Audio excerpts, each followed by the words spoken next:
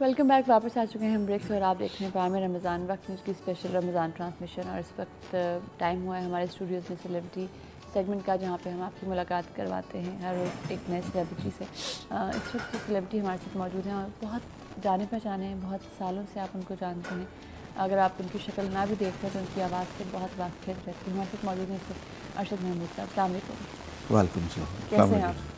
अल्हम्दुलिल्लाह, आप खैरियत से ठीक ठाक। एक्चुअली आज वाक़ई कैसा हो गया ना, जिसकी वजह से जी पूरा माहौल जो है वो असुरदा हुआ है। और मैं यहाँ आने के लिए तैयार हो रहा था, जी तो मेरी बेटी ने मुझे आके बताया, माहिन ने, कहने कि पापा वो ज़रा कंफर्म करें, ऐसी न्यूज़ आ रही है कि अमजद अंकल को शहीद कर दिया। मैं फटाफट टीवी लगाया तो सारे चैनल्स पे सब यही चल रहा है। मैंने कहा क्या कंफर्म करना किसी से। बस उसके बाद से ही बस वो कुछ समझ भी नहीं आ रहा था क्या करूं, मैं यहाँ आऊँ ना आऊँ। अब कल को हमने भी चले जाना है, ज़िंदगी तो है, ये तो चल चलाओ का वक्त है, काम तो अपने हिसाब से चलते रहते हैं। तो मैं पहले वहाँ गया, तो वहाँ जब मैं गया तो बेशुमार चैनल और पुलिस और रेंजर, वो पूरा इलाका जो है वो घेरे में लिया हुआ था, तो आगे नहीं जा पा रहा था। मैंने सोचा मैं वहाँ अभी चला गया तो अच्छा, उस वक्त तक अभी वो अमजद को वहाँ से हॉस्पिटल से लाए भी नहीं थे। तो मैंने सोचा कि पहले मैं फिर जो मेरी कमिटमेंट है क्या करूँ।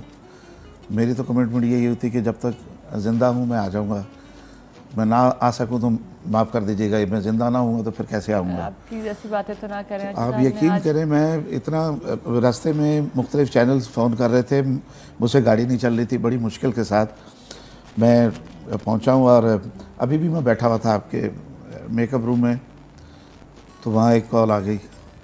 तो फिर वो, क्योंकि उसके साथ इतना अच्छा वक्त मेरा गुजरा हुआ है, बहुत सालों से जानते थे आप? बहुत सालों से। उनके वालिद साहब मेरे दोस्त थे, अच्छा। हाजी गुलाम फरीद साबरी, बहुत अच्छे मेरे बड़े भाइयों की तरह थे।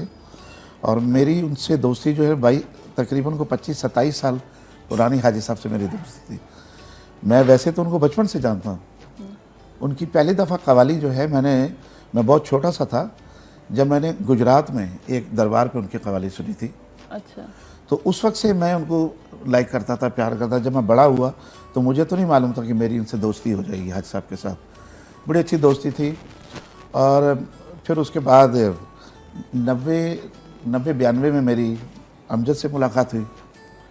मेरा ख्याल होगा ये अमजद उस वक्त कोई 14-16 साल का होगा। अमजद साबरी 14 या 16 साल की उम्र थी इसकी, 90-92 में। उस वक्त मेरी इनसे मुलाकात हुई तो बड़ा प्यारा, बहुत प्यार करता, बहुत इज़्ज़त करता था। अंकल अंकल कहता था पहले, फिर बाद में मैंने कहा यार मैं भी तुझसे थोड़ा सा ही बड़ा हूँ। तो कह रहा अच्छा अरशद भाई, फिर वो अरशद भाई कहने लगा। तो मजाक भी बहुत था हम दोनों में। और वो जहाँ भी बैठता था, आप यकीन कीजिए कि जब वो उठ के जाता था लोग उसको मिस करते थे। आपकी मुलाकात थी आगा साहब? मेरी तकरीबन 10-12 साल से बहुत करीबी दोस्ती रही मेरी। बैड लक, अभी कोई 10-12 दिन पहले ही मेरी आखिरी मुलाकात। आपने कहा 5वें रमज़ान में, 5वें रोज़े पर? 5वें या छठे रोज़े को हम साथ थे। मैं बस अमजद के लिए एक ही जुमला कहूँगा, वो मामूली या आम आदमी नहीं था। बेशक अल्लाह रब्बुल इज़्ज़त ने उसे मौत भी आम और मामूली नहीं दी, उसे मौत भी दी तो शहादत के रुतबे के साथ। वाह वाह वाह वाह। अच्छा जी, हमारे साथ जी कुछ कहना चाहते हैं सर आप? मैं कह रहा था कि अभी भी वो एक चैनल पे जा रहा था दीन की प्रचार करने के लिए। जी, और वो सहरी भी की ट्रांसमिशन करके भी आए थे सुबह। एग्जैक्टली। तो वो रोज़ाना या कहीं शहरी में बैठा होता था या कहीं अफ्तार टाइम में बैठा होता। अभी 2-3 दिन पहले मैंने एक चैनल पे उसको देखा, रोज़ाना कहीं ना कहीं बैठा होता था। मैं ये समझता हूँ कि वो बहिश्ती आदमी, बहिश्त से आया तो बहिश्त ही वापस चला गया। तो हम दुआ करेंगे कि आपके चैनल के तवज्जुह से जहाँ जहाँ लोग देख रहे हैं, दुआ करें उसके लिए कि अल्लाह ताला उसकी मग़फ़िरत फरमाए, अल्लाह पाक उसको जन्नत में आला मकाम दे, उनके बच्चों को भी, बच्चों को अल्लाह ताला सब्र दे। ये बड़ा मुश्किल टाइम होता है, बड़ा सब्र का मकाम होता है। और यतीम होना क्या होता है ये आपको तब ही मालूम होता है जब खुदा न खास्ता आप इस वक्त से गुजरते हैं। बहुत बहुत तकलीफ दे वक्त होता है और बहुत दफ़ा बच्चे इतने छोटे होते हैं कि वो सही तरीके से इस बात का मतलब भी नहीं समझ सकते कि उनसे क्या चीज़ दूर चली गई है, क्या रिश्ता दूर चला गया है। शेफ़ अनीस हमारे साथ मौजूद है। अस्सलाम वालेकुम, कैसे हैं आप? क्या बनाएंगे आज? आज हम बनाएंगे तवा चिकन। अच्छा, और इसके जो आपने प्रॉमिस की थी 3 दिन जी पहले। प्रॉमिस किया था। ठीक है। तवा चिकन है, ये बोनलेस भी होता है इसके साथ, अगर आप बनाना चाहें अपने घर में तो वैसे हड्डी बोन के साथ भी होता है, 2 तरह के होते हैं। इसमें इंग्रेडिएंट्स इस्तेमाल करेंगे आज हम chop tomato, coriander, green chilli और पुदीना। इसके बाद इस्तेमाल करेंगे रेड चिली पाउडर, हल्दी, थोड़ा सी इसमें कसूरी मेथी इस्तेमाल करेंगे, सफ़ेद ज़ीरा, गार्लिक और चिली का पेस्ट के बनाया हुआ हमने इसमें, काला नमक, मनपसंद का घी बनाया इस्तेमाल करेंगे इसके साथ। ठीक। तो हम स्टार्ट करेंगे अपनी रेसिपी और इसके क्या साथ आज हम बनाएंगे एक रमज़ान स्पेशल ड्रिंक जो हम बताना चाह रहे थे, तो इत्तेफाक से ऐसा वाक़या हो गया तो हम भी सोगवार हो गए, काफ़ी हम उनके फ़ैन में से थे। अल्लाह पाक उनको जन्नत में जगह अता करे, सदका बीबी ज़ैनब के। और आज का दिन बहुत ही सोगवार है सबके लिए।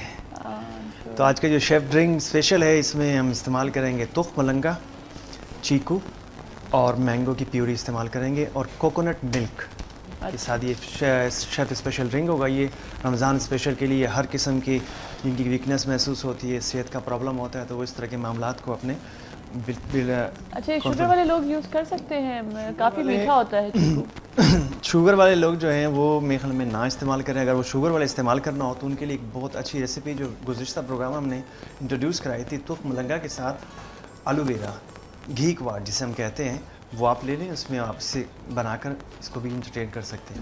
अगर साहब शुगर पेशेंट्स चीकू इस्तेमाल कर सकते हैं? चीकू में क्योंकि शुगर की मकदार बहुत ज़्यादा होती है, तो चीकू को बहुत कम मकदार में इस्तेमाल करना चाहिए। और आम को भी, अब आम की कुछ किस्में आने लगी हैं जो शुगर के पेशेंट इस्तेमाल कर सकते हैं। जैसे कि अब एक नई किस्म मीरपुर ख़ास में नई उन्होंने क्रिएट की है और वो उसके अंदर शुगर लेवल इतना कम है कि शुगर के पेशेंट जो है वो इस्तेमाल कर सकते हैं। लेकिन करीब मैं अगर आपकी इजाज़त हो तो एक छोटी सी बात और अर्ज़ करूँ। जो आज आपका टॉपिक है कि इस्लाम एक मुकम्मल ज़ाब्ता हयात है, मेरी दरख्वास्त ये कि जिस तरह आपने जुमला कहा ना कि हमने बहुत सारी चीज़ों को ट्विस्ट कर दिया है और शायद वो सही तौर पर बहुत सारी चीज़ें हमारी आगे नहीं जा रही। मेरा अपना ख्याल ये है कि इबादत अपनी जगह पर, इबादत की अहमियत अपनी जगह पर इस्लाम में नहीं। इस्लाम में सबसे बड़ी जो इम्पोर्टेंस है वो है मामलात। अगर आपकी इबादत पूरी हों लेकिन मामलात आपके ख़राब हैं तो बहुत कुछ ख़राब। ऐसे बहुत सारे लोग देखने में आते हैं, आप आई एम श्योर आप लोगों ने भी इस तरह के लोगों को विटनेस किया होगा जो पूरी नमाज़ें पढ़ते हैं, बहुत दफ़ा तहज्जुद भी पढ़ रहे होते हैं, अपने सारे तमाम काम जो हैं वो दुरुस्त रखे होते हैं, लेकिन ना तो उनका रवैया अपने घर वालों से बेहतर होता है, ना अपने रिश्तेदारों से अच्छा होता है, ना वो दोस्तों की कोई ख़ास रिस्पेक्ट करते हैं, और ना ही जहाँ पे लेन देन का मामला या कारोबारी मामलात होते हैं वहाँ भी लोग उनको कुछ ख़ास पसंद नहीं फरमाते। तो मेरे ख़्याल से जिस मुकम्मल ज़ाब्ता हयात की हम बात कर रहे हैं जो इस्लाम हमें प्रोवाइड करता है, जैसे अभी मुफ्ती शाहिद साहब ने बड़ी खूबसूरत बात की कि आपको हर चीज़ के बारे में बताया गया है और उसका प्रैक्टिकल और उसकी दलील आपको जो है वो हदीस से मिलती है।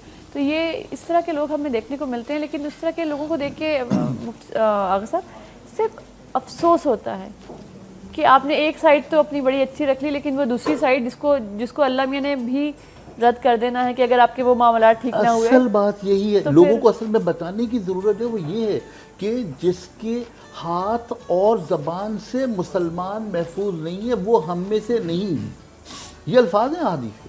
तो हम जब तक कि इसको इंसिस्ट नहीं करेंगे, हम इसको इंसिस्ट नहीं करेंगे कि जो हुस्न मामलत है और जो बंदों का जो मामला है उसको जब तक तुम ठीक नहीं करोगी, अल्लाह रब्बुल इज़्ज़त की तरफ से माफ़ी तुम्हें नहीं मिलेगी जब तक कि जिसका मामला है उससे तुम पूरा नहीं करोगे। बिल्कुल ठीक बात की आपने।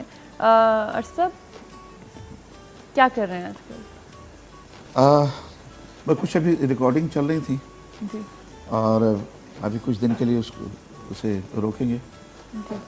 और एक नया कैसेट आना था मेरा ईद पे भी। अच्छा। अब देखते हैं वो कंप्लीट होता है तो आएगा, और हो सकता है वो लेट भी हो जाए।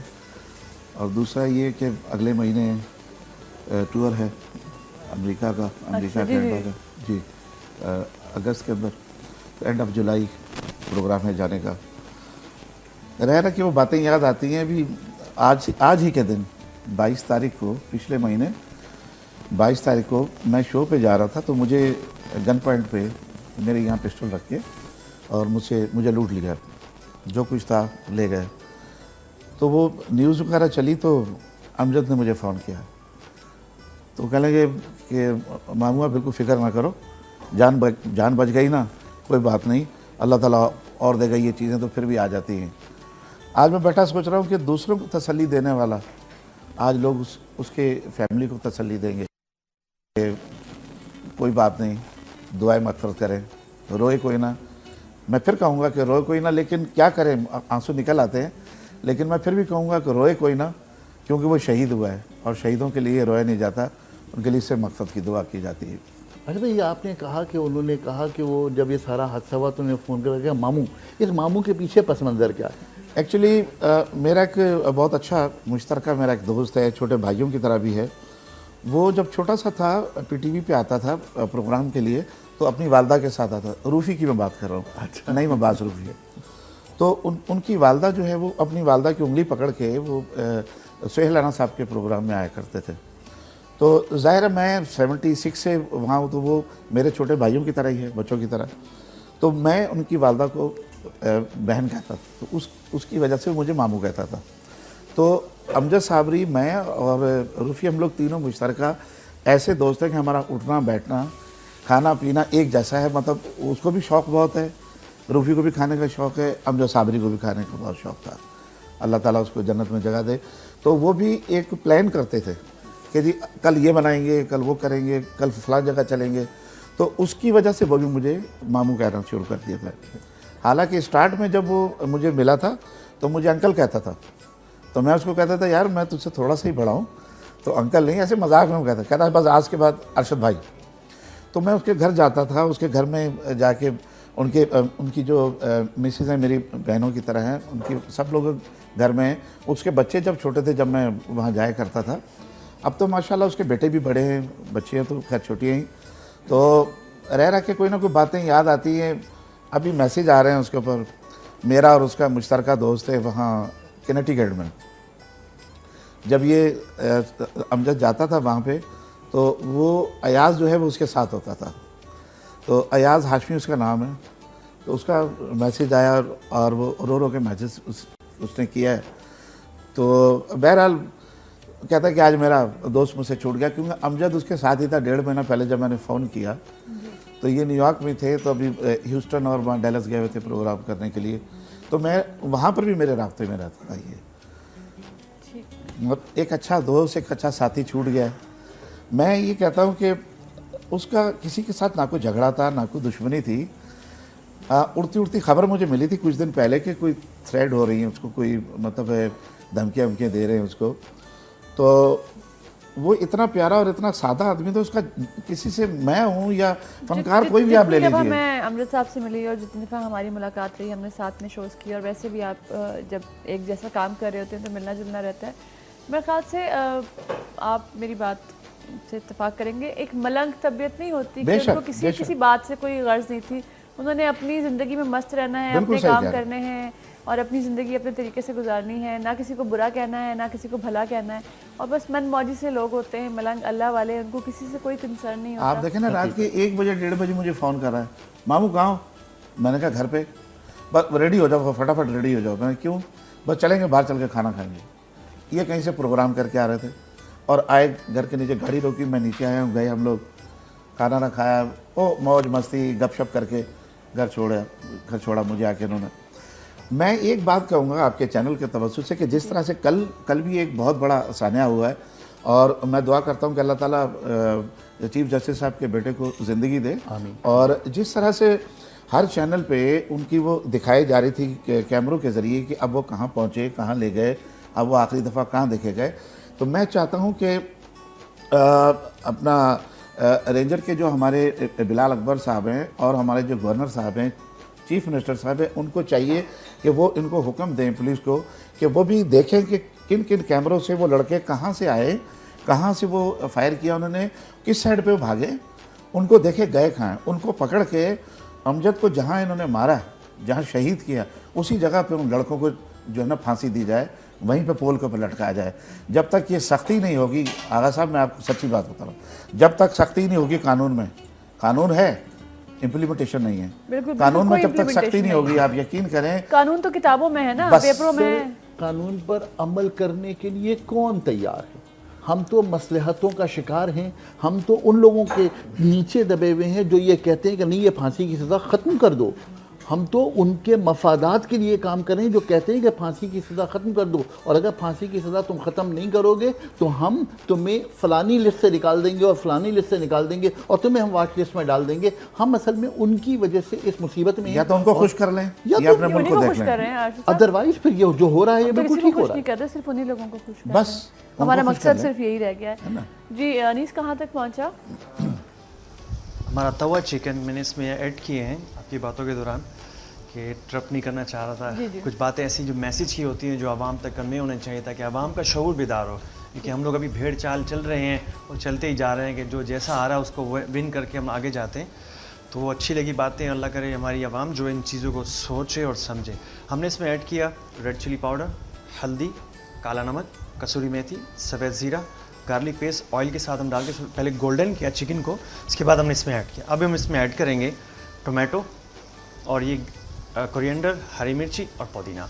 इसको रखेंगे दम पे कम से कम 10 से 15 मिनट के दरमियान। इस दौरान ये हमारा चिकन जो है वेल डन हो जाएगा और इसकी जब ग्रेवी तैयार होगी तो उसके साथ ही आप खाएंगे इसके साथ। ग्रेवी कैसे तैयार होगी? टमाटर इसी में बनेगी। बन जाएगी, दिखाएं। अच्छा, मैंने देखा कि वो कसूरी मेथी जो है शेफ हमारे बहुत ज़्यादा जी इस्तेमाल कसूरी करते हैं। मेथी, जी, ऐड किया इसमें। बादियान का फूल, कसूरी मेथी, बादियान का फूल और जायफल जैसे और हल्दी, चंदन। क्या बात कहना इस फूड में, यानी कि हमारे देसी खानों में इन चीज़ों के बगैर खाने नामुकम्मल है। बिल्कुल सही बात है। और जायफल नटमैग जो है ये बहुत सारी बीमारियों का इलाज भी है, और हल्दी भी मैंने उस दिन अर्ज़ की थी कि खून पतला करने की बेहतरीन दवा है। इवन जो लोग एक मखसूस मकदार में हल्दी मुसलसल खाते हैं उन लोगों को हार्ट अटैक नहीं होता, इसलिए कि उनके दिल की नालियाँ हमेशा खुली रहती हैं। ओके जी। हम हल्दी यहाँ वैसे भी हमने देखा कि हल्दी जो ना गर्म दूध में डाल के लोग डाल पीते के हैं। हाँ पीते हैं। अब तो ताकि खैर उसमें खत्म होता जा रहा है ये। अंदरूनी चोटें जो क्यों है वो- पीते हैं? नहीं, अंदरूनी बात ये है कि आपके मसल पर चोट लगी है और खून जो है मसल्स में जम गया है, वो हल्दी उस जमे हुए खून को निकालकर आपकी बॉडी का हिस्सा बना देती है। वाह, एक प्रॉपर लॉजिक है इसके पीछे। वाह, हम यहाँ पे लेंगे एक छोटा सा ब्रेक, हमारे साथ रहेगा फ़याम रमज़ान। वेलकम बैक, वापस आ चुके हैं ब्रेक से। आप देख रहे हैं फ़याम रमज़ान, वक्त न्यूज़ की special Ramzan transmission. I am so sorry अगर मैं बात करते करते थोड़ा सा भूल जाऊँ या रुक जाऊँ, तो उसके लिए पहले ही माज़रत, क्योंकि कुछ चीज़ें आपको इफ़ेक्ट करती हैं एक इंसान होने की हैसियत से। खैर, शेफ़ अनीस कहाँ तक पहुँचे हम? ये हमने इसको दम पे रखा हुआ है ताकि इसकी स्टीम के साथ इसकी सॉस तैयार हो जाएगी और तो ये सारा तवे कुछ- के ऊपर ग्रेवी बनेगी आप कह रहे हैं? जी जी बिल्कुल बन जाएगी। और अगर तवा थोड़ा सा बड़ा हो घर में तो बड़ा हो, थोड़ा सा गहरा हो तो बिल्कुल कढ़ाई की तरह स्टाइल में बन जाता है। तो लेकिन बेसिक तौर पे जो तवा है, अगर वो नॉर्मली ये होता है, एक आइडिया है, एक आइडिया था, एक ये जो बेसिकली जहाँ ये स्टार्ट हुआ है तवा चिकन, एक छोटे से गांव में था कि वो हांडी नहीं थी, उसके पास तवा था, रोटी बनानी थी। तो मतलब क्या करें, मतलब कुछ ना कुछ तो खाना तो तवे पे बनाते, और तवे पे वाकई में मज़ेदार बनता है। अगर इसमें लकड़ियाँ होती तो उसका आगा साहब को मालूम है कि लकड़ी पे पका हुआ खाना किस तरह से लकड़ियों की जो मज़ेदार- अपनी जो स्मोक की स्मेल जी हाँ। होती है ना, उससे खाना बहुत मजे बिल्कुल, का, बिल्कुल। उसका जो टेस्ट होता है ना वो अच्छा लगता हाँ, है। तो जो है मैं देखा ना वो कोयला गर्म करके हमने खाने के ये बीच इस में तरह के डाला बहुत था सारे हमने। करतब करते और हैं, लेकिन ये खाते कि तवा जो चिकन है इसका जो तस्वुर आमतौर पर है वो है बोनलेस। हाँ, इन्होंने बोनलेस आज का। और बोन मैंने जब tawa chicken for the very first time खाया था लाहौर में, तो वो बोनलेस चिकन के जैसे पार्चे नहीं बने हुए होते, पसंदे के जैसे पार्चे कटे हुए होते हैं, उस तरह का कटा हुआ था। यानी कि इसमें तो फैंटेसी है, यानी कि इसमें हर बंदे की अपनी काविश है, अपना अंदाज़ है कि जिस तरीके से वो चाहता है कि यार ये मेरा स्टाइल है या आप ये खाएं।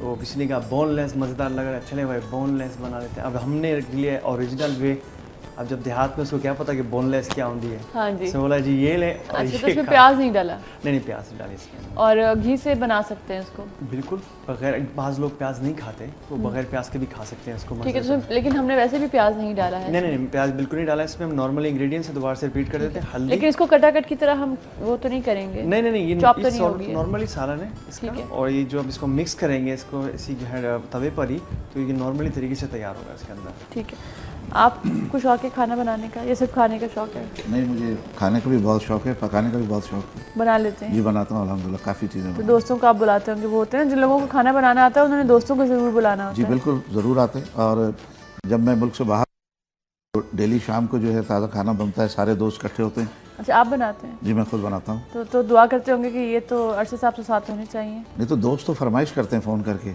अच्छा, कि यार आज क्या बना रहे हो। मैं पूछता हूँ कि आगा जी क्या बनाना चाहिए, तो आगा जी आगे से कहते हैं यार वो यखनी पुलाव बना यार। तो फिर वो जो मुश्किल अच्छा, मुश्किल यखनी डिशें, पुलाव भी बना लेते हैं जी आप? मैं बना लेता हूँ। मैंने अपनी मिसेज से सीखा था। अच्छा, मिसेज से सीखा था? जी जी जी। क्या बात है, ये भी बड़ी बात है जनाब, बीवियां बड़ा कुछ सिखा देती हैं। बरसरे आम ये एतराफ़ करना कि मिसेज जी मेरी उस्ताद है, इसमें क्या बुराई है? अरे बहुत मैंने अच्छी बात है। बीवियां तो बहुत उस्ताद होती हैं। परसों मैंने कीमा और चांपे बनाई थी मिक्स करके, और मैंने कहा भाई बताओ कैसा बना। हाँ, ये तो होना अच्छा, चाहिए। मुझे मेरी मिसेज कहने लगी यार धुआं चुक चीज़ बनाओ, या कीमा बनाओ या चांपा। मैं कहा नहीं, मिक्स करके बनाऊंगा, वो आप खाओगे तो फिर मज़ा ही अलग है। कहते कोई गतावा टाइप चीज़ ना बना देना। मैं कहा नहीं, अच्छी चीज़ बना के देना। अच्छा, आप गतावा टाइप चीज़ नहीं बनाते? गतावट बन सकती है कभी भी, अगर आप ध्यान ना दें खाने को, कि वो खाना जो है ना वो आपका ध्यान मांगता है। हाँ जी, बिल्कुल। तो खाने को उसी तरह बनाए जिस तरह से आप किसी से प्यार करते हैं ना, किसी चीज़ से, तो खाने से भी आप प्यार करें तो फिर वो अच्छी बनेगी आपकी डिश। कि आपने हल्की आंच नीचे नहीं पे लगने आप देना, बनाते हैं, हाँ बिल्कुल। नीचे नहीं लगना चाहिए। और उसको मतलब उसके अंदर जो जो चीज़ें प्रॉपर डलनी चाहिए, नमक कम से कम डलना चाहिए क्योंकि बाद में वो डल जाता है। और कई दफ़ा ऐसा हुआ कि नमक कभी ज़्यादा बेखली में डल जाता है, तो फिर वो वालदा ने सिखाया था एक दफ़ा कि आटे की इतनी सी वो पेड़ा बना के आप उसमें डाल दो तो थोड़ा सा कम हो जाता है, लेकिन फिर भी एहतियात ज़रूरी है। दही से भी कम हो जाता है ना? दही से तो वो थोड़ा सा उसके पानी छोड़ देगा ना, पानी वो छोड़ेगा हाँ, तो खुद ब खुद जब होगा उससे रेशो कम हो जाएगा। हाँ। लेकिन ये वाली तरकीब जो है ये पुराने लोगों ने बड़ी कॉमन है कि बिल्कुल। जहाँ नमक ज़्यादा हो जाए वहाँ आटे का पेड़ा आटा जो है ना बनाकर उसको, हाँ, उसके बीच में डाल दो, तो आटा जो है उसके अंदर एब्जॉर्प्शन की सलाहियत होती है, वो नमक को बहुत जल्दी जज्ब कर लेता है। अच्छा, कई दफ़ा आगे जी ऐसा भी होता है कि आपको मालूम होगा, ज़ाहिर आप खाना ना बनाती हैं, हमारे जो भाई खड़े हुए हैं, आपका पूरा ये नाम भी है? बनाते हैं। सर अनीस। सर ये ये बहुत कसूर अच्छा मैं भी खाना करता बनाते हूँ, है ना? ये कसूर मैं भी तो करता बस सही, बहुत अच्छी बात है। तो सब लोगों को मालूम है कि सम टाइम ऐसा होता है ना कि कढ़ाई बना रहे हैं तो बेख्याली में कढ़ाई नीचे लग गई, हाँ जी, तो अब वो जब आप सर्व करेंगे तो वो उसकी जलने की महक आएगी। हाँ स्मेल आएगी उसमें। तो उसका बेसिक तरीका यही है कि हम तो यही करते हैं कि देखा कि अगर लग गई ज़रा खुशबू आ रही तो उसको नीचे उतारें, और ऊपर से आप उसको अलग कर लें, नीचे से रगड़ा ना लगाएं आप उसको, ऊपर से आप उसको अलग करके अलग दूसरी पतीली में डाल के उसमें क्वांटिटी के हिसाब से, अगर 1 किलो गोश्त है तो उसमें 1 कप दूध डाल के आप उसको बनाइए, तो उसकी जितनी स्मेल है वो दूध की वजह से ख़त्म हो जाएगी। क्या मुझे एक बात तो बताएं, जब लाइफ में पहली बार आपने खाना सीखा होगा अपनी मिसेज से, और फिर किसी दिन कहा होगा भाभी ने कि आज आप बनाएंगे खाना, तो डांट पड़ी थी, सही नहीं बना था? नो, मैंने उससे पूछा था यखनी पुलाव जब मैं बना रहा था। अच्छा, पहली डिश यखनी पुलाव थी आपकी? पहले मैंने उनसे यखनी पुलाव सीखा था। अच्छा, मैंने कहा यखनी पुलाव की क्या मतलब है, किस तरह से चावलों की वो मुझे बताओ क्वांटिटी। तो कहने की यार ये चावल में फ़र्क होता है, कुछ चावल ऐसे होते हैं कि ज़्यादा भिगोने पड़ते हैं, कुछ चावल ऐसे होते हैं जो कम भिगोने पड़ते हैं। तो उस हिसाब से पानी का रेशो हम रखते हैं कि अगर 1 गिलास चावल है तो उसके अंदर पौना गिलास चावल पानी रख लो, या मतलब 1.5 रख लो, 1.5 रख लो जी, है ना। 1.5 होगा तो उसमें थोड़ा सा ये है कि आप फिर उसको दम से आप उसको कंट्रोल कर लेंगे, तो चावल खिले ना रहेंगे, चिपकने नहीं चाहिए चावल। चावल में सबसे बड़ा खेल जो है पानी के रेशो का है। एग्जैक्टली। अच्छा, बिल्कुल। अच्छा, आप कहते हैं जैसे अमजद को भी खाने का बड़ा शौक था, बहुत शौक था, और आप लोग जब ट्रैवल पे जाते थे तो आप लोग एंजॉय करते थे साथ? अच्छा, हम लोग वो इकट्ठे हम लोग नहीं जाते थे क्योंकि उनका जो है वो सूफियाना कलाम होते थे, वो अलग अपनी टीम के साथ जाते थे, लेकिन होता क्या था वो भी वहीं होता था, हम लोग भी वहाँ होते थे। जैसे मैं, रूफ़ी और आपका हसन जहांगीर, हम लोग एक टीम में गए हैं, तो एक टीम में हमारे उधर प्रोग्राम लेके रहे, एक ही जगह रहे, एक ही होटल में। तो वहाँ पर फिर जो पुराने यार दोस्त हैं, किसी ने किसी के घर पे रख लिया कि यार अपना आज जो है कासिम भाई आपके घर पे बनाएंगे, कल बनाएंगे या आज बनाएंगे, चलो ठीक है। तो फिर उनके घर पे उनके जो बीवी बच्चे हैं वो सारे हमारे बिल्कुल बहनों की तरह, बच्चों की तरह, तो वहीं खड़े होकर बना रहे हैं और चुटकुले मजाक चल रहे हैं, सारे हम लोग मौजूद हैं उस घर में, और सब बना रहे हैं, कोई भिंडी बना रहा है, कोई क्या बना रहा है, सब लोगों ने अपनी अपनी एक डिश बनाई है। अमजद साहब भी खाना बनाते थे? बहुत अच्छा बनाता था। अच्छा, बहुत अच्छा बनाता था खाना। क्या क्या ऐसी क्या बात है अच्छा साहब जो आपको लगता है कि ये मैं इस इंसान की ये बात हमेशा मिस करूंगा? मैं तो उसकी हर बात को मिस करूँगा, क्योंकि उसका उठना बैठना, उसकी गुफ्तगू का अंदाज, और वो गाना तो एक साइड पर है, उसकी कवाली एक साइड पर रहेगी, सूफियाना जो काम करे, लेकिन उसकी जो शख्सियत थी, उसकी शख्सियत जो है ना, वो बहुत कम मैंने फनकार ऐसे देखे कि जिनमें ऐसी शख्सियत हो। स्ट्रॉन्ग पर्सनैलिटी बहुत स्ट्रॉन्ग थी, जहाँ भी आप जाएं आपको लोग याद करें वो बड़ा मुश्किल से होता है। पता है कि आपकी केयर करने वाला, कि खुदा न खास्ता कोई फनकार है, उनमें से कोई छोटा फनकार भी है, तो बड़े फनकारों को तो ज़्यादा पैसे मिल गए, उस बेचारे को कम मिले, तो वो फिर उसकी हेल्प करता था खामोशी से, एक साइड पे ले जाके, चल भाई, उसको साथ ले जाके शॉपिंग करवा दी, उसको ले जाके जहाँ खुद घूमने के लिए जा रहे हैं, दोस्त वोस्त आ गए, उनके दोस्त नहीं है, नए फनकार भी तो होते हैं ना साथ, बिल्कुल। तो उनके यार दोस्त नहीं होते, तो हम जो पुराने लोग हैं, हमारे पुराने दोस्त बने हैं। अब किसी ने मुझे कहा या अमजद को कहा कि अमजद भाई रात को तैयार है ना, ज़रा निकलेंगे बाहर, ज़रा घूम के आएंगे, और ठीक है, अब वो उसको कोई नहीं कह रहा, तो अमजद जो है ना, अमजद के अंदर मैंने ये बात देखी थी, अमजद कहता भाई तू तैयार रही हो, निकलेंगे शाम रात को, कह रहा भाई वो कह रहा चल तू हमारे साथ चलना ना, बस वो साथ वो होता था और वो सब लोग को साथ लेके चलता था। उसके अंदर सबसे बड़ी बात जो थी ना, वो अपने छोटों से बड़ा प्यार करता था और बहुत ख्याल रखता था, वेरी केयरिंग। ये शफकत होती है जो आप अपने छोटों के साथ कर रहे हो। नहायत शफीक इंसान, नहायत शफीक इंसान, और सब बहुत सारे लोगों की मदद करता था। बेशुमार लोग ऐसे हैं कि जो उनके पीछे हैं, मैं उनका नाम ले लूँगा, बहुत उनकी हेल्प करता था। बच्चों के साथ कैसा रिलेशनशिप था? बच्चों के साथ मैंने उसको ज़्यादा नहीं देखा, लेकिन वो अपने बच्चों से बहुत प्यार करता। बच्चे उसके बहुत छोटे थे जब मैं उनके घर पे गया था। जाहिर है वो अपने कामों में बिजी रहते हैं, हम भी अपने प्रोग्राम्स के अंदर बिजी रहते हैं, तो एक दूसरे के घर पे आना जाना कम ही रहता है। लेकिन जिक्र होता है ना कि जी मैं बेटे के लिए ये सोच रहा हूँ या बेटे के लिए ये ले रहा हूँ, बेटी के लिए। मैं तो देख रहा था एक उधर बैठाया हुआ, एक उधर बैठाया हुआ।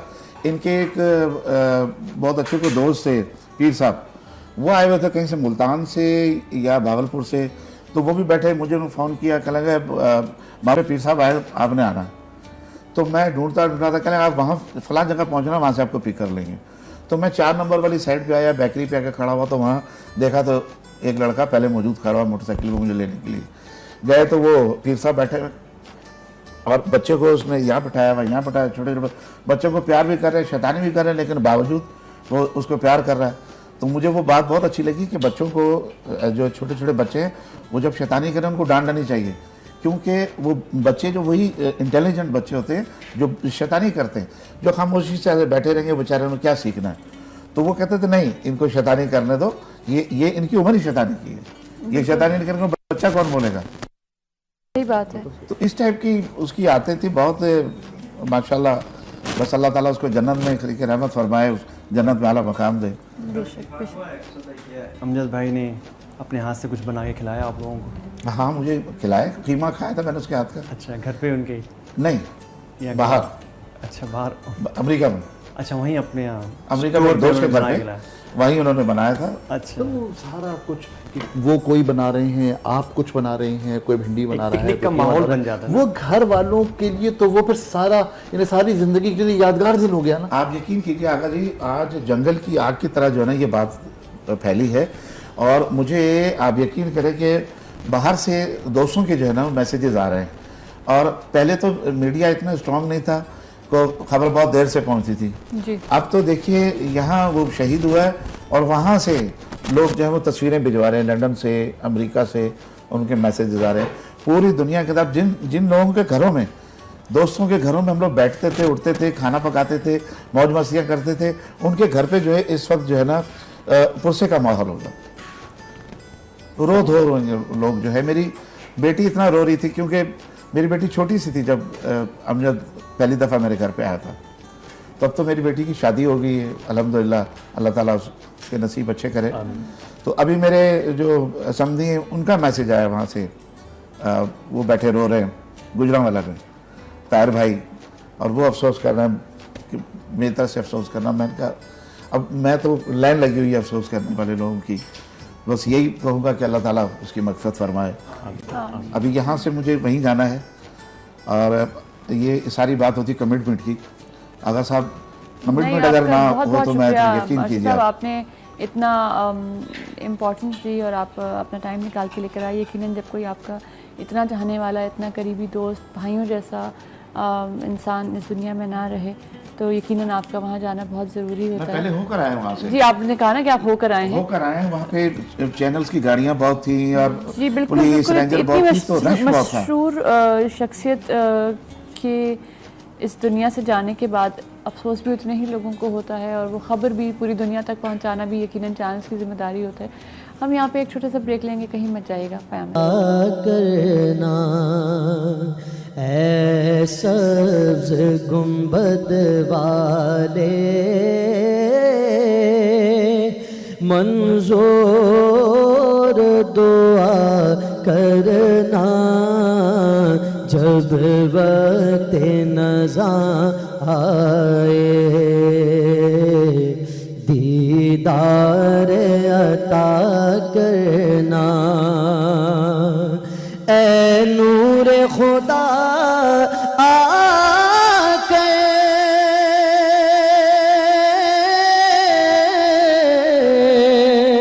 आँखों में समा जाना, या दर पे बुला लेना, या ख्वाब में आ जाना, या दर पे बुला लेना, या ख्वाब में आ जाना, ऐ पर्दानशी दिल के पर्दे मेरा करना जब वक्त नज़ा आए,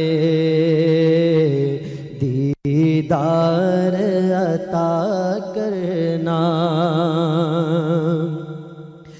मैं कब्र अंधेरी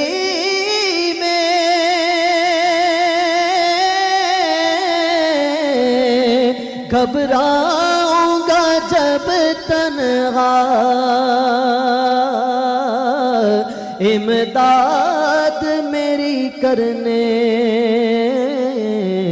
आ जाना मेरे आका, इमदाद मेरी करने आ जाना मेरे आका, रोशन मेरी तुरबत को ऐ नूर खुदा करना जब वक्त नज़ा आए, दीदार अता करना।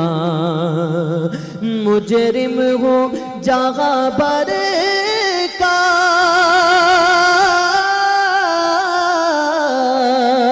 आका महशर में भरम रखना, रुसवाए ज़माना हूँ दोज़ख से बचा लेना, मकबूल दुआ मेरे ऐ बहर खुदा करना जब वक्त नज़ा आए, दीदार अता करना ऐ सब्ज़ गुंबद वाले मंजूर दुआ करना जब वक्त नज़ा आए, दीदार अता करना। बहुत खूबसूरत। कल रात, गुज़िश्ता रात इस रोज़े की जो सहरी थी उस पर अमजद साबरी ने ये कलाम पढ़ा था और ये कलाम पढ़ते हुए काफ़ी आप दीदा भी हो गए थे। बहुत दफ़ा हमें ऐसा लगता है कि कुछ चीज़ें जो देखने वाले लोग होते हैं उन्हें लगता है कि शायद ये चीज़ें किसी प्लान का हिस्सा हैं, ये पहले से सोची गई हैं, या अपनी चीज़ को खूबसूरत बनाने के लिए ये उसका हिस्सा है। लेकिन मुझे ऐसा लगता है कि कभी ऐसा नहीं होता। वो इंसान जो इस दुनिया से जाने वाला होता है, शायद उसको पता होता है, उसे पता चल जाता है, लेकिन अल्लाह ने उसे ये हिम्मत या ये ताकत नहीं दी होती कि वो किसी को बता सके कि वो उस वक्त क्या महसूस कर रहा है।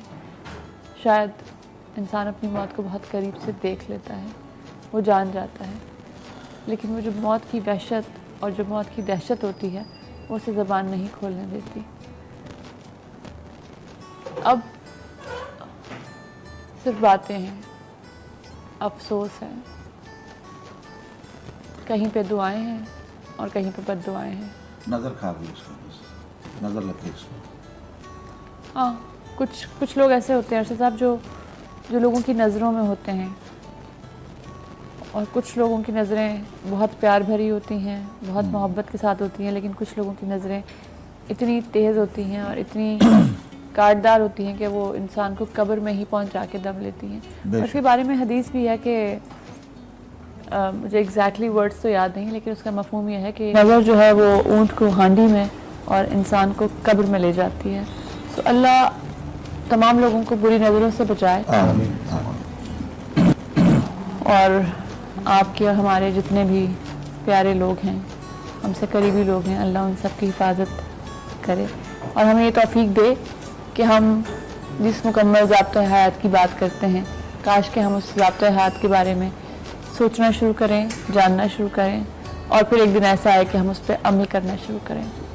किसी भी इंसान का किसी से तज़ाद दो चीज़ों पे हो सकता है, एक ज़ाती मफाद होता है और एक माली मफाद होता है, लेकिन मेरे ख़्याल से ज़ाती मफाद या माली मफाद में से किसी भी तज़ाद की, किसी भी लड़ाई की, किसी भी झगड़े की कीमत किसी इंसान की जान नहीं हो सकती, क्योंकि एक इंसानी जान जो है उसकी हुर्मत खाना काबा की हुर्मत से भी ज़्यादा है। कैसे कोई इंसान ये सोच सकता है कि वो दूसरे इंसान को नुकसान पहुंचाए? कैसे कोई इंसान ये सोच सकता है कि वो दूसरे इंसान की जान से खेल जाए? एक लम्हे के लिए ये सोचे कि वो लोग जो पीछे सौगवार छोड़े हैं, वो बच्चे जो पीछे यतीम हो गए हैं, वो लोग जो उनकी कफ़ालत की राह देखते थे, जिनकी कफ़ालत अमजद साबरी साहब करते थे, उन तमाम लोगों को आपने बहुत अकेला कर दिया है। बेशक कफ़ील अल्लाह है, आज अमजद साबरी का हाथ नहीं होगा तो यकीनन अल्लाह का कोई और ऐसा नेक बंदा होगा जो उनकी कफ़ालत करेगा, जो उनके सर पे हाथ रखेगा। लेकिन जो उनके बच्चे हैं उनके बारे में मैं एक बात बहुत यकीन से, बहुत एतमाद के साथ और एक आप बीती है मैं उसको बता सकती हूँ कि लोग कहते हैं कि वक्त के साथ ज़ख्म कम हो जाते हैं, दुख कम हो जाता है, दर्द कम हो जाता है, लेकिन यकीन कीजिए जो दर्द आपके बाप के जाने का होता है वो हर दिन के साथ बढ़ता है और हर दिन के साथ मजबूत होता है। वो जुदाई जितनी लंबी होती है वो दर्द उतना ज़्यादा। हकीकत ऐसा ही है, तहरीम ऐसा ही है। और हकीकत जो आपने फरमाया कि कुछ चीज़ें अल्लाह ताला की तरफ से होती हैं, जिस तरह अभी आपने बताया कि ये वाली नात सुबह सहरी में उन्होंने पढ़ी और वो उस वक्त अबदीदा हो गए। यकीनन बहुत सारी चीज़ें उसके साथ साथ चलती हैं। अल्लाह रब्बुल इज़्ज़त वो तमाम आमाल अपने नेक बंदों से करवाता है कि वो उससे बचने का ज़रिया बन सके, और वही आंसू जो अल्लाह के दरबार में उनकी आंखों से निकले, शायद वही आंसू उनके लिए आखिरत में तोशा आखिरत बन जाए और उनकी मग़फ़िरत का ज़रिया बन जाए। हाजी साहब ने बड़ी अच्छी नात पढ़ी। मेरा भी दिल कर रहा है कि मैं आका के हुजूर चंद लफ्ज़ जो हैं मैं बहुत खुश नसीब लोग हैं आप लोग। तो इससे हो सकता है कि अल्लाह ताला हमारे गुनाहों को माफ़ फरमाए। आमीन। हर वक्त गुनाहों की माफ़ी मांगते रहना चाहिए, और ये तो बाबरकत महीना है, इसमें तो बहुत ज़्यादा माफ़ी मांगनी चाहिए। मरहबा जो चलेंगे शहे अबरार के पास, मरहबा जो चलेंगे शहे अबरार के पास। इंशाअल्लाह पहुँच जाएंगे सरकार के पास। मरहबा आज चलेंगे।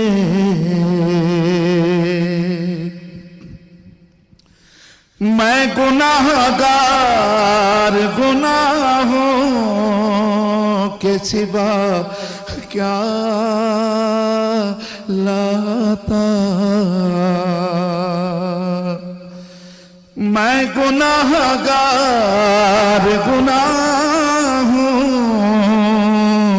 के सिवा क्या लाता। नेकियां होती हैं सरकार नेकोकार के पास। मरहबा आज चलेंगे। दोनों आलम की भलाई का सवाली बनकर।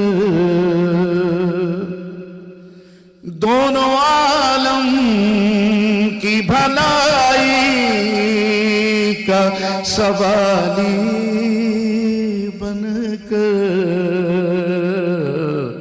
एक भिखारी है खड़ा आपके दरबार के पास। एक भिखारी है खड़ा आपके दरबार के पास।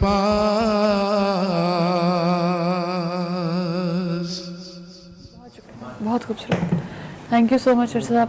आज के दिन इस तकलीफ के मौके पर भी आपने टाइम निकाला और आप हमारे शो पे आए, बहुत शुक्रिया। शुक्रिया। हम यहाँ पे एक छोटा सा ब्रेक लेंगे, लेकिन ब्रेक से पहले हमारा सेगमेंट है एक कोशिश का, उसे देखिएगा और आप भी कोशिश कीजिएगा कि कहीं कोई ऐसा इंसान हो जिससे आपकी मदद दरकार हो। आगा साहब भी हमारे साथ इस प्रोग्राम में थे, हम उनका भी शुक्रिया अदा करेंगे। और आप लोग चल के हमारा सेगमेंट देखिए।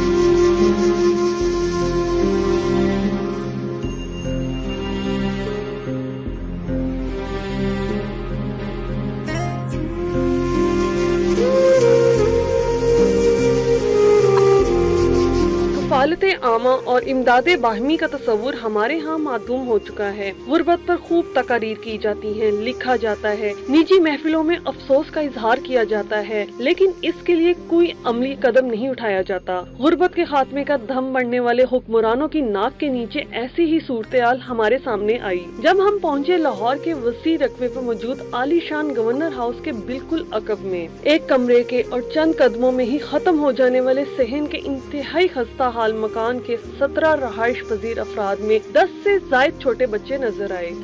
जी असगर साहब, आप बताना पसंद करेंगे आपका जरिए रोजगार क्या है, क्या कमाते हैं, गुजर बसर आपकी कैसे हो रही है? ये मैं कभी वैगन पे जाता हूँ, कभी दिहाड़ी लगती है, कभी नहीं लगती। 2 बच्चे मेरे हैं, 4 बड़े भाई के हैं। बड़ा भाई बीमार रहता है, उसका काम कुम कोई नहीं है, तो इसलिए मैं ही काम करता हूँ या मेरी वालदा काम करती हैं, कोठियों में बर्तन बर्तन धोती हैं। आपकी वालदा काम करती हैं और आप करते हैं जी। और 2 फैमिलीज को 2 खानदानों को आप संभाल रहे हैं जी। ये काम है ऐसे। कितना कमा लेते हो कि आपका गुजर बसर किस तरह से फिर कर लेते हो आप? दिहाड़ी लग गया तो 300 की भी लग जाती है, 500 की भी लग जाती है। ना लगे तो जो जाते हैं तो फिर फारिग ही वापस आ जाते हैं। तो उस दौरान में आपका फिर गुजारा कैसे होता है, क्या करते हो आप? कभी किसी से आधार लेके, कभी कुछ घर का खर्चा चलाते हैं। जी माँ जी, आप बताएं, इस उम्र में आप काम के लिए घर से निकल रही हैं, अपने बच्चों को देख रही हैं, आप क्या करती हैं? मैं किसी के बर्तन धोती हूँ, किसी के कपड़े धोती हूँ, किसी की सफाई करती हूँ। मेरे हार्ट की तकलीफ भी है, मेरा बाल भी बंद है।